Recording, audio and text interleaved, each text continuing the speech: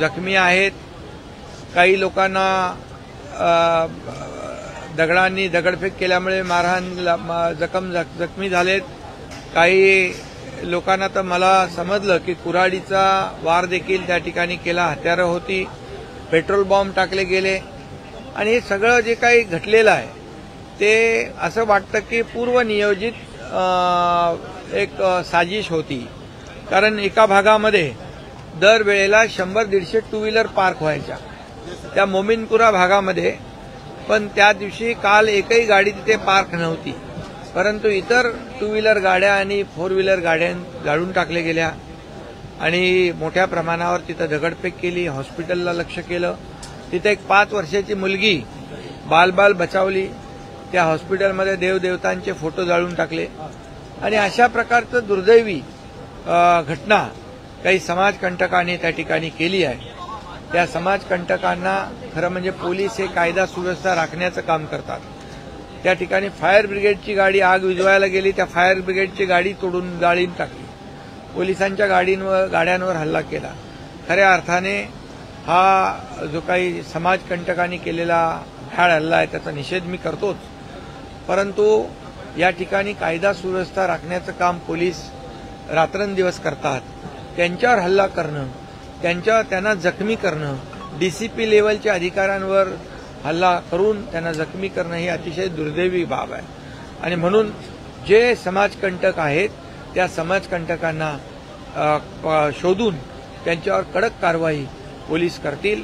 गृह विभाग, आमचे मुख्यमंत्री सातत्याने त्याच्यावर लक्ष ठेवून आहेत आणि म्हणूनच नागपूर हे शांतताप्रिय जिल्हा आहे, शहर आहे आणि त्यामध्ये अशा प्रकारचं जाणीवपूर्वक दंगल घडवून 2 समाजामध्ये तेढ निर्माण करण्याचं काम, द्वेष पसरवण्याचं काम जे कोणी समाजकंटक करतील त्यांना सोडलं जाणार नाही, त्यांची गय केली जाणार नाही.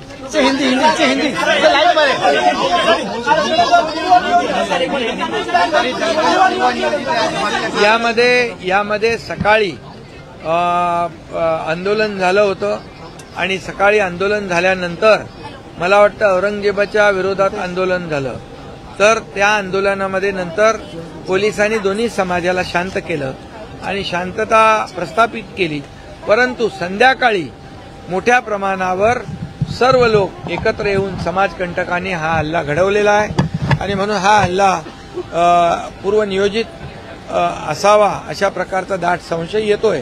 त्यामुळे पोलीस त्याचं चौकशी करतीलच आणि त्याच्यामधून मुळाशी जातील. पोलीस कुणालाही सोडणार नाहीत, कारण शेवटी तिथल्या नागरिकांची सुरक्षितता आणि या राज्यात कायदा सुव्यवस्था राखण्यासाठी नागरिकांनी देखील पोलिसांना सहकार्य करावं अशा प्रकारचं आवाहन देखील मी करतो. शेवटी आपल्याला राज्यामध्ये शांतता कायम ठेवायची आहे, कायदा सुव्यवस्था राखायचं आहे. आपल्याला सर्वसामान्य माणसाला कुठेही त्रास होऊ नये अशा प्रकारचं भूमिका सरकारची आहे. परंतु मला एवढंच इथं सांगायचं आहे की हा औरंगजेब या आंदोलनकर्त्यांचा कोण लागतो? तो काय संत आहे का महात्मा आहे का त्यांनी चांगलं काम केलंय? जे त्याला चांगलं म्हणतात, चांगला प्रशासक म्हणतात, खरं म्हणजे त्यांनी संभाजी महाराजांचा इतिहास वाचला पाहिजे, आताचा छावा चित्रपट पाहिला पाहिजे. ज्या क्रूर कर्म्या औरंगजेबाने छत्रपती संभाजी महाराजांचा हलाल केले, तुकडे तुकडे केले, डोळे काढले, नखं छाटली, त्यांची जीभ छाटली, अंगावरची साल्टी सोडली, त्याच्यावर गरम तेल ओतलं, मीठ टाकलं, अशा अनंत यातना, अनन्वित छळ 40 दिवस आपल्या छत्रपती संभाजी राजांचं ज्यांनी केला त्याचं समर्थन करणं म्हणजे खऱ्या अर्थाने आपल्या देशद्रोहाचं समर्थन करणं. औरंगजेब काही